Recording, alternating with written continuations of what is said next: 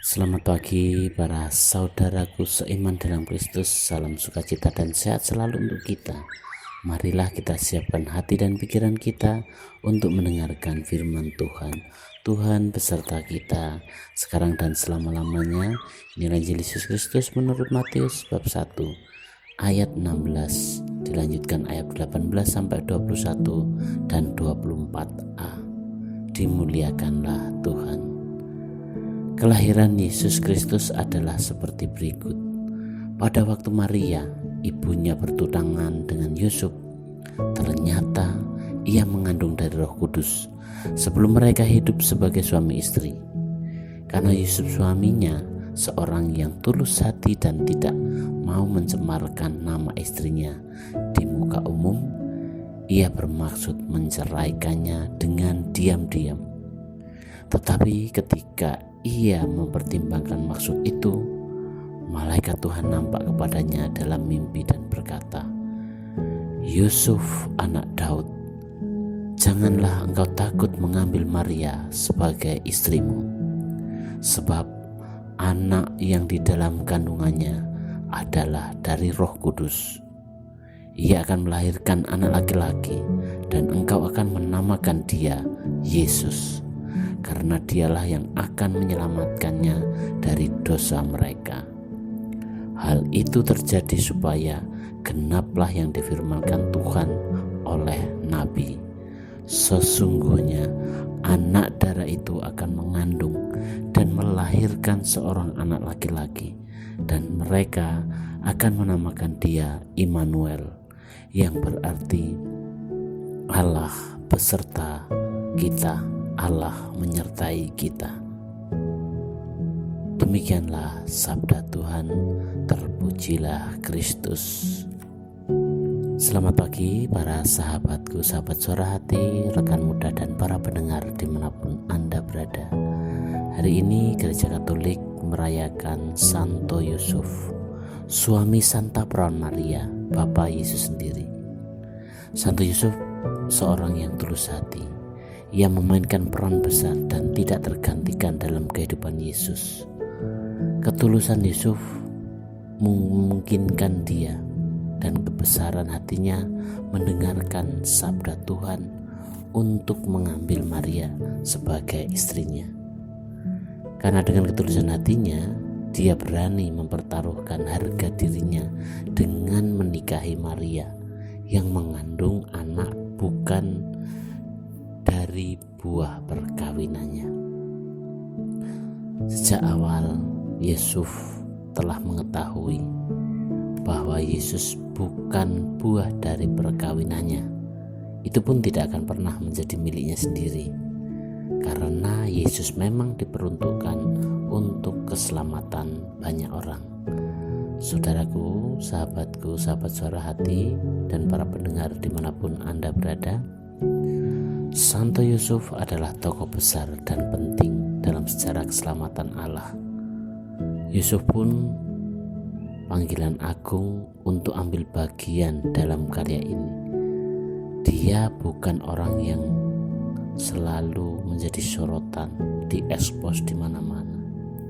Tidak ada tulisan yang membuktikan bahwa dia adalah pengajar yang hebat, yang ulung, atau pengkhotbah yang jaya, yang sukses, atau tokoh agama yang banyak disegani orang. Kita mesti menampilkan yang sebenarnya, itu pun tanpa kata dan pengajaran. Nampak sekilas lalu saja, tidak banyak dibicarakan dan disebut dalam kitab suci. Meski demikian, Santo Yusuf bisa kita yakini sebagai bapak yang baik hati. Dia tidak berbicara tetapi mengerjakan banyak hal. Dia tidak bersuara tetapi perbuatannya menjadi kata-kata yang lebih tajam daripada serangkaian aturan agama dan hukum. Dia hanya memegang peralatan kayu dan bekerja. Fokusnya adalah bekerja. Apa yang dikerjakannya juga pastilah menunjukkan kualitas hidupnya. Tugas membuat kayu mempunyai nilai lebih, merangkai satu dengan yang lain sehingga menjadi sebuah bentuk yang diinginkan. Dia pekerja sekaligus juga sebagai perancang. Dia juga yang menentukan kualitas kayu mana yang akan dia pilih dan ia pakai. Maka Santo Yusuf sebenarnya adalah seorang arsitek yang hebat, yang handal, yang ulung, yang mampu menyatukan antara kepala, hati, dan tangannya. Para sahabatku, sahabat Suara Hati, rekan muda dan para pendengar dimanapun Anda berada, umat Katolik percaya bahwa Yusuf adalah menjadi teladan seorang ayah. Tindakan sederhananya memberi inspirasi kepada kita. Ada begitu banyak hal yang bisa membuat kita spontan berkomentar atau mungkin mengkritik.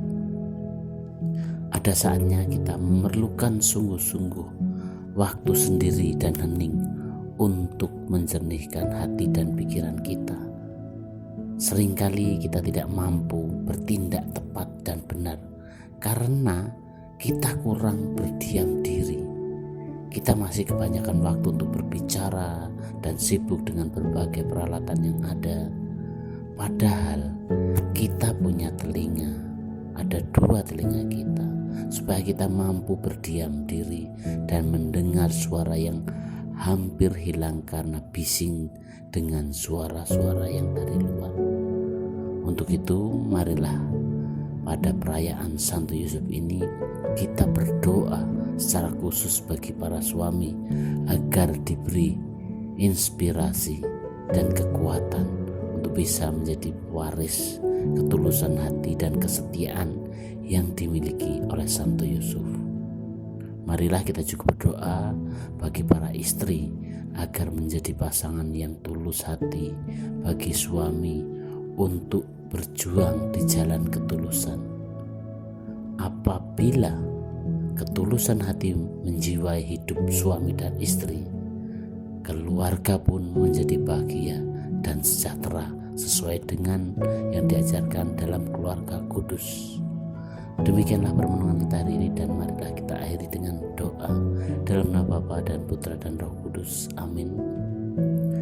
Allah yang penuh kasih, Santo Yusuf yang rendah hati, doakanlah kami untuk mampu mendengarkan sabda Tuhan seperti Engkau yang selalu mendengarkannya, dan hanya bekerja melalui kerja dengan ketulusan hati kami bisa membawa kabar sukacita untuk orang-orang di sekitar kami.